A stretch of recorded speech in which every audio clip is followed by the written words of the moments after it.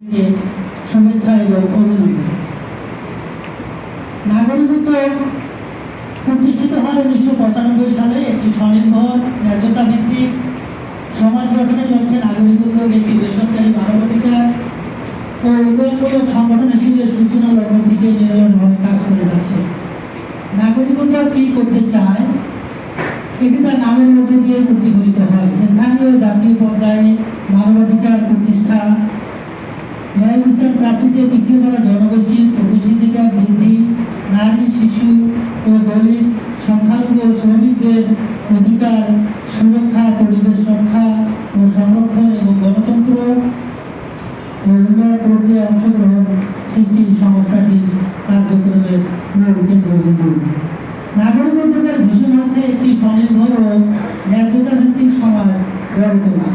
Mission হচ্ছে মানবাধিকার, গণতন্ত্র এবং সামাজিক ন্যায় বিচার প্রতিষ্ঠায় পলিসি অ্যাডভোকেসি কার্যক্রম সংযুক্ত হওয়া এবং একই সাথে সংশ্লিষ্ট বিষয়ের উন্নয়ন কার্যক্রম গ্রহণমূলক বাস্তবায়ন করা।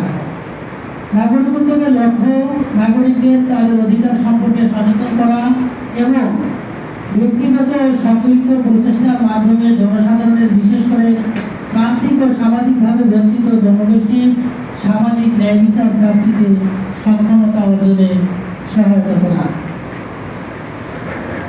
নাগরিকত্ব অনেকগুলো কাজ করে।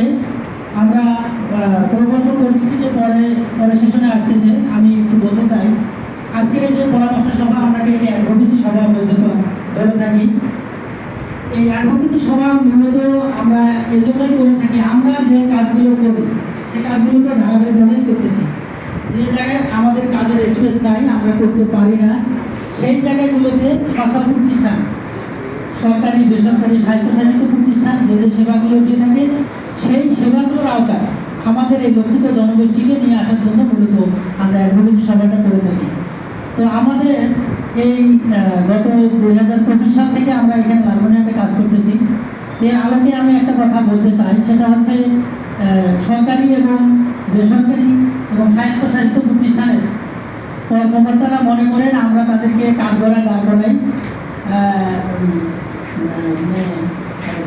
বিচারের মুখোমুখি দাঁড় করাই, এরকম একটা অনুভূতি প্রকাশ করে থাকেন। তো মূলত আমরা কাউকে কাঠগড়ায় দাঁড় করাই না, কাউকে বিচারের মুখোমুখি দাঁড় করাই না। শুধুমাত্র আমরা এটুকুই বলতে চাই, আমাদের এই জনগোষ্ঠীগুলো এই জায়গায় সমস্যা আছে, আপনাদের এই জায়গায় কাজ করার সুযোগ আছে, আপনারা এই কাজগুলো করলে আমাদের জনগোষ্ঠী, বিশেষ করে সবাই একটা ন্যায্যতা ভিত্তিক সমাজে আমরা বাস করতে পারবো, সুন্দর একটা পরিবেশ পাবো। এইটুকুই আমাদের মূলত চাওয়া হয় সবার মাধ্যমে।